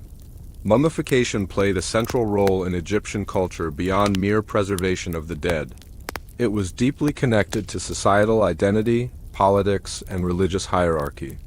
Funerary ceremonies were occasions for communities to reaffirm their social structures, honor deities, and celebrate the continuity of life and leadership. Mummies served as visible links to the divine, particularly in the case of pharaohs, whose preserved bodies were considered intermediaries between gods and people. Thus, mummification was not only a scientific or ritual process, but a cultural cornerstone of Egyptian civilization. Some mummies have revealed innovative embalming techniques used in response to epidemics or high mortality periods. During times when bodies were rapidly decaying due to environmental factors or disease, embalmers sometimes applied heavier resin layers, multiple amulet insertions, or additional natron coatings to ensure the deceased remained intact. This demonstrates that embalming was responsive, adaptive, and empirical, with embalmers modifying standard procedures to suit exceptional circumstances. Interestingly, mummification techniques also influenced non-funerary aspects of Egyptian culture. The skills and knowledge of embalmers were sometimes applied to preserve food, sacred plants, or ceremonial artifacts, reflecting a broader understanding of chemical preservation and ritual protection. The line between practical preservation and spiritual practice was intentionally blurred, showing that mummification principles extended into everyday life and religious observance, reinforcing cultural continuity in multiple dimensions. Finally, some archaeological sites reveal mummification as a form of storytelling. Tomb inscriptions, wrappings, and amulet placement often narrated myths, genealogies, or divine encounters, creating a layered narrative embedded within the preserved body. The mummy itself became a medium for transmitting culture, history, and spiritual knowledge. Preservation was therefore not only physical or chemical, but also informational and symbolic, ensuring that both the body and the story of the individual endured across millennia. Among the most fascinating discoveries in modern archaeology are mummies that display extraordinary preservation despite unusual burial conditions. Some bodies were found in tombs with high humidity, fluctuating temperatures, or close proximity to groundwater, yet remained remarkably intact. Analysis of these cases reveals that embalmers sometimes experimented with unusual resin blends, aromatic herbs, and mineral coatings tailored to environmental challenges. These experimental approaches were applied selectively, often for pharaohs, nobles, or priests, demonstrating that embalmers were not only ritual specialists, but also empirical innovators. Cross-dynastic studies show that mummification techniques evolved subtly over time, influenced by shifts in theology, material availability, and societal priorities. For example, in the Old Kingdom, simpler natron drying and wrapping sufficed for elite burials, while in the New Kingdom, embalmers refined organ removal, resin layering, and amulet integration to achieve longer-lasting preservation. The Ptolemaic period introduced foreign oils and exotic resins from the Mediterranean and Near East, reflecting experimentation with imported materials to enhance chemical efficacy and aesthetic appearance. These changes reveal that mummification was dynamic, adapting across centuries while maintaining its ritual and spiritual core. Some mummies exhibit rare chemical signatures indicating enhanced microbial resistance. Analysis of hair, skin, and tissues shows traces of plant alkaloids, aromatic compounds, and mineral admixtures designed to inhibit bacterial and fungal growth.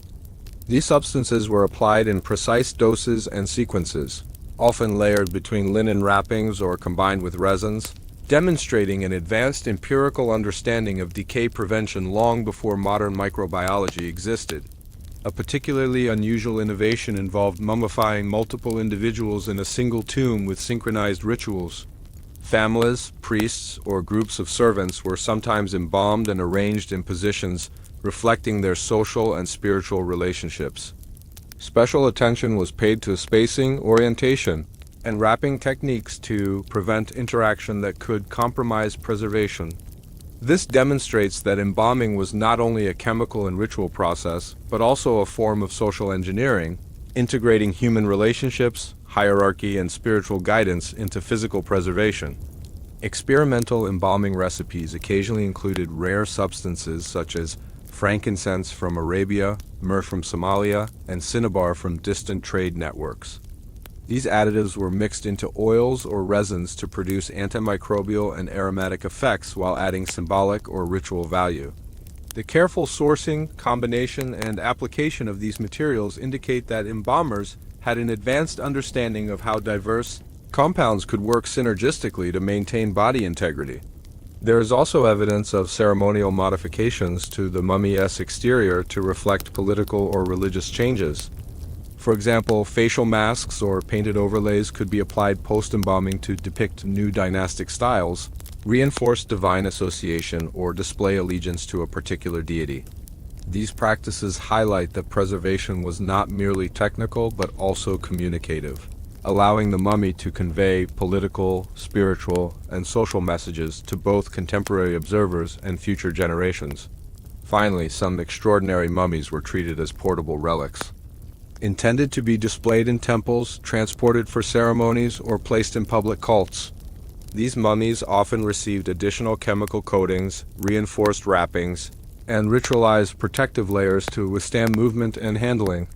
Their preservation demonstrates a combination of careful chemical planning, physical engineering, and slow, deliberate attention to ritual requirements, reflecting the Egyptians' commitment to ensuring that sacred bodies endured across both space and time.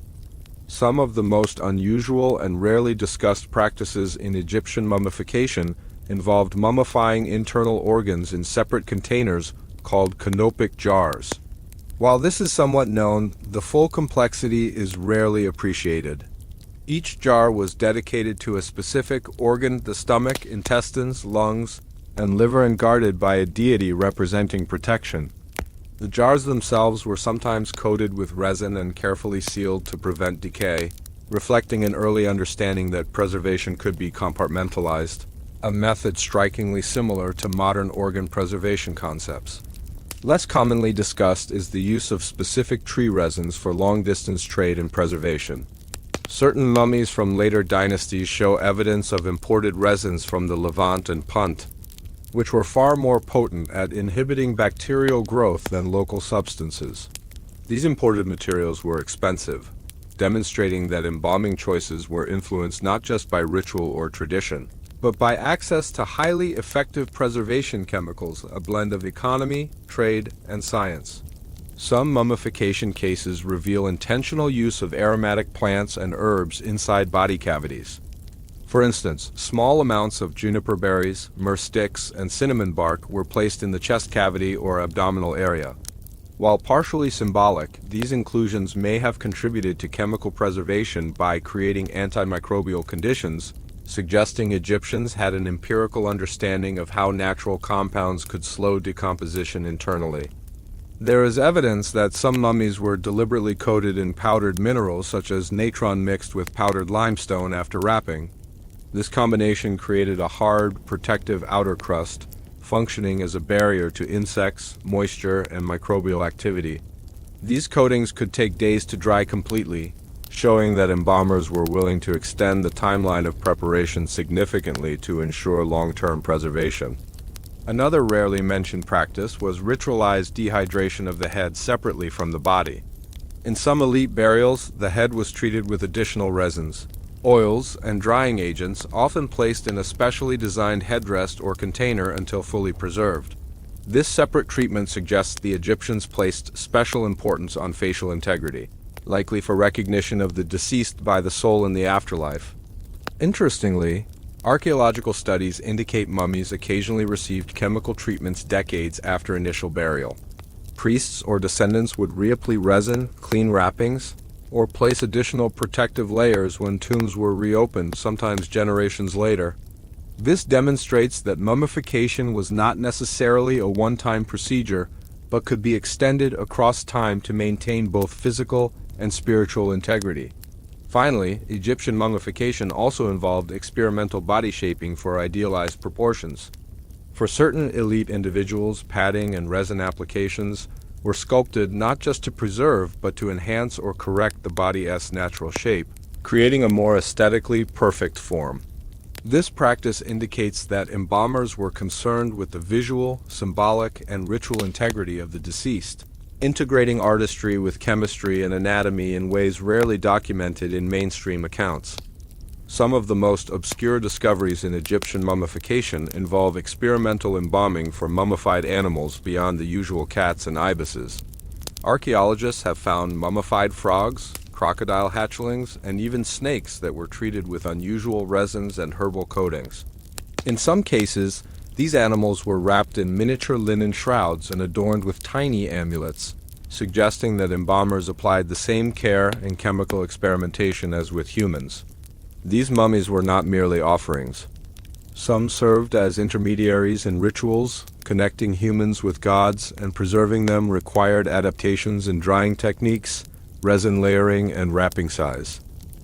Rare texts and tomb inscriptions indicate embalmers experimented with temperature-controlled drying environments. In some workshops, mummies were placed near heated stones or low-burning fires, allowing slow and even desiccation. This technique reduced the risk of internal decay caused by uneven moisture levels, a method strikingly advanced for its time. These practices show that ancient Egyptian embalming combined observation of chemical reactions with ritualized control of the surrounding environment. Another unusual method involved the use of colored resins for symbolic preservation. Certain high-status mummies were coated with red, black, or yellow resin layers. Red symbolized vitality and rebirth, black represented fertility and the fertile Nile silt, and yellow indicated divine eternity. These colored coatings were not only symbolic but also functional. The specific pigments came from minerals with natural antimicrobial properties, demonstrating a sophisticated combination of aesthetics, ritual symbolism, and empirical preservation. In addition to mummifying individual animals, embalmers sometimes created composite animal burials where multiple species were mummified together in symbolic arrangements. For example, a crocodile might be paired with a fish and a bird, representing a complete ecosystem or religious narrative. These arrangements required careful experimentation with spacing, resin application, and drying methods to ensure each body remained intact, revealing that embalmers were attentive to both chemistry and spatial relationships. Some mummies reveal chemical experimentation with organic additives derived from local flora. Extracts from pomegranates, acacia, and certain desert herbs were sometimes incorporated into oils or resins, possibly for antibacterial or preservative effects. These organic additives show that Egyptian embalmers were observant of the natural environment and actively tested which combinations of substances improved preservation outcomes. Finally, cross-cultural influence played a subtle but important role. During periods of trade and conquest, such as with Nubia, the Levant, and later Greek Egypt, embalmers occasionally incorporated foreign plant resins, spices, and mineral compounds into their embalming formulas. These new substances were layered with traditional Egyptian oils and resins, producing preservation results that were chemically different from earlier methods. This demonstrates that mummification was not static but continuously evolving, blending tradition with innovation over centuries. Some of the most unusual practices in Egyptian mummification involved ceremonial variations that extended after burial, a rarely discussed aspect of the process. Certain tombs were designed with microclimate chambers, small enclosures, or sealed niches meant to regulate temperature and humidity over decades. These spaces often contained clay, sand, or powdered minerals placed around the mummy to absorb moisture, slow decay, and reduce the risk of mold or insect damage. This shows that embalming was not only about chemical preparation, but also about long-term environmental engineering. There is evidence of ritualized topping off of resins and oils post-burial. Priests would periodically revisit tombs to add fresh layers of resin over wrappings or amulets. While partially symbolic, this practice also had practical effects, reinforcing chemical barriers against decay and ensuring that the mummy remained protected. These slow, meticulous interventions highlight the Egyptians' understanding that preservation was a dynamic, ongoing process rather than a single event. Some mummies display rare ceremonial placement of symbolic objects within burial niches. In addition to amulets, priests sometimes placed miniature figurines of animals, food items, or even small vessels containing fragrant oils. These objects were not only spiritual offerings but may have served indirect chemical functions, releasing antimicrobial vapors or maintaining a dry environment around the body. The integration of ritual objects with preservation science demonstrates a uniquely holistic approach to mummification. Another lesser-known technique involved the strategic layering of wrappings with alternating textures and densities. Embalmers sometimes used tightly woven linen interspersed with looser padding or plant fibers, creating micro-environments that facilitated airflow, absorbed excess moisture, and reduced pressure on the body. This experimental layering shows that embalmers had a sophisticated understanding of physical mechanics and chemistry, long before such knowledge was formally studied. Post-burial rituals also included ceremonial protection against tomb intrusion or desecration, which indirectly contributed to preservation. Tombs were often sealed with resin-coated clay plugs, symbolic inscriptions, or even false chambers designed to mislead potential robbers. By controlling access and maintaining a stable internal environment, these security measures unintentionally help the mummies remain chemically stable for millennia. Finally, in some elite burials, mummified bodies were ritually exposed to sunlight through carefully designed tomb shafts or apertures, believed to channel the sun god Ra's energy into the body. While symbolic, this slow exposure may also have contributed to subtle drying effects, reducing humidity and reinforcing preservation.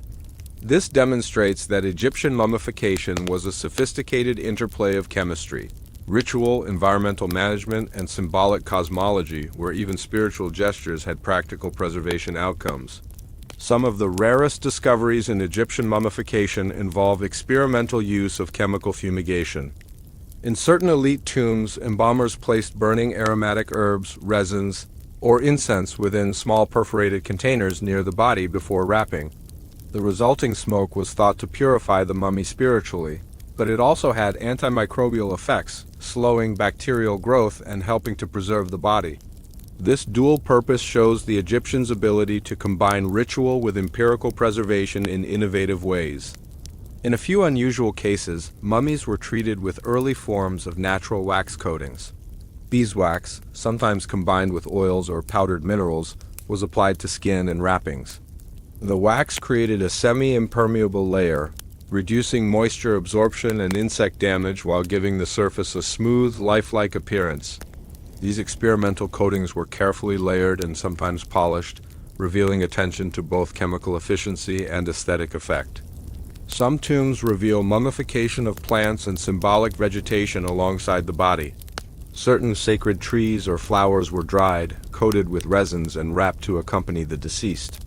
These botanical mummies served both spiritual purposes and may have contributed aromatic compounds to the tomb atmosphere, indirectly slowing decay of the human mummy. Such practices highlight the Egyptians' holistic understanding of preservation in both human and natural materials. Rare texts suggest trial embalming on small animals or body parts before human application.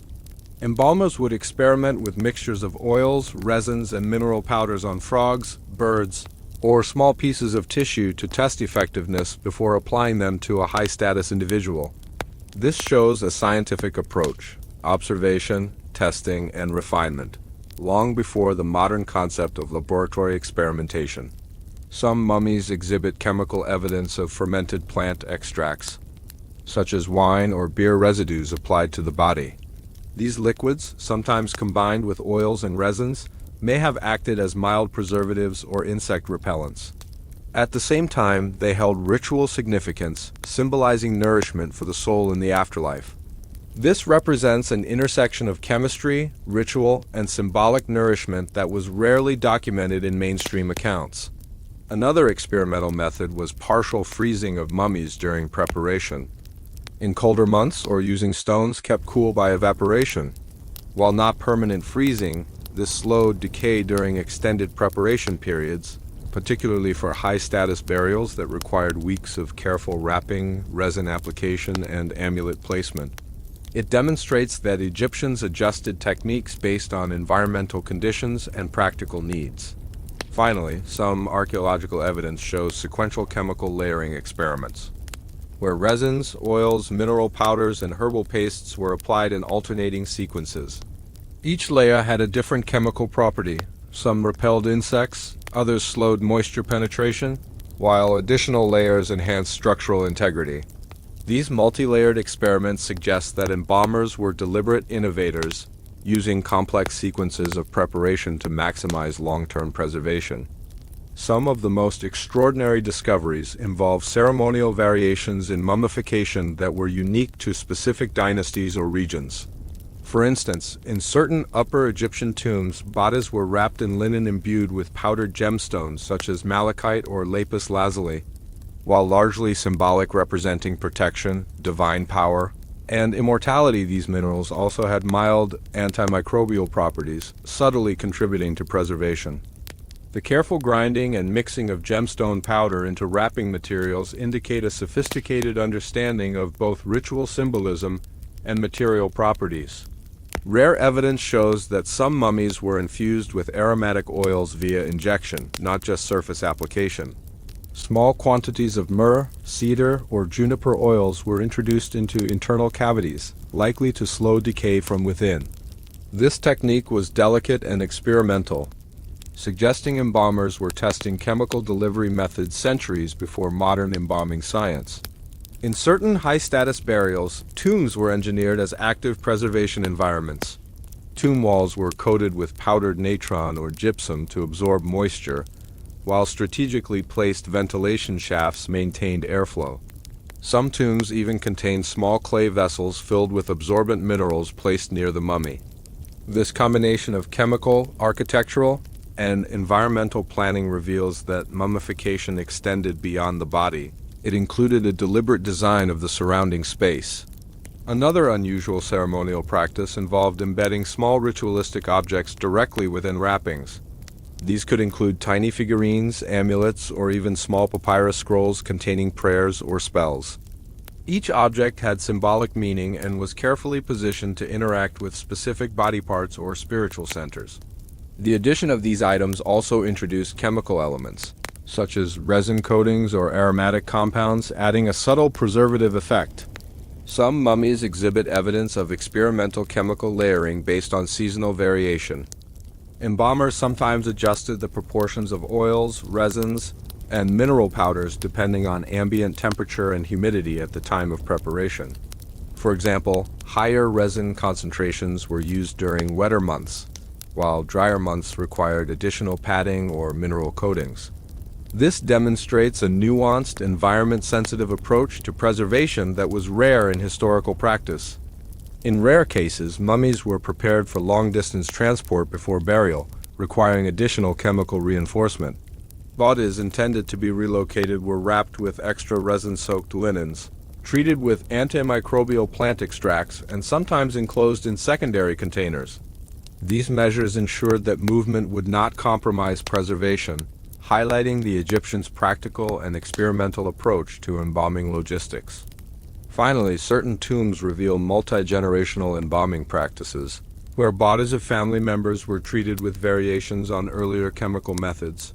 For instance, an older generation might use traditional natron drying, while the next generation incorporated imported resins, herbal additives, or mineral coatings. Comparing these mummies provides a unique window into how chemical experimentation evolved within families, reflecting both continuity and innovation in Egyptian mortuary science. From the earliest attempts to preserve the human body, Egypt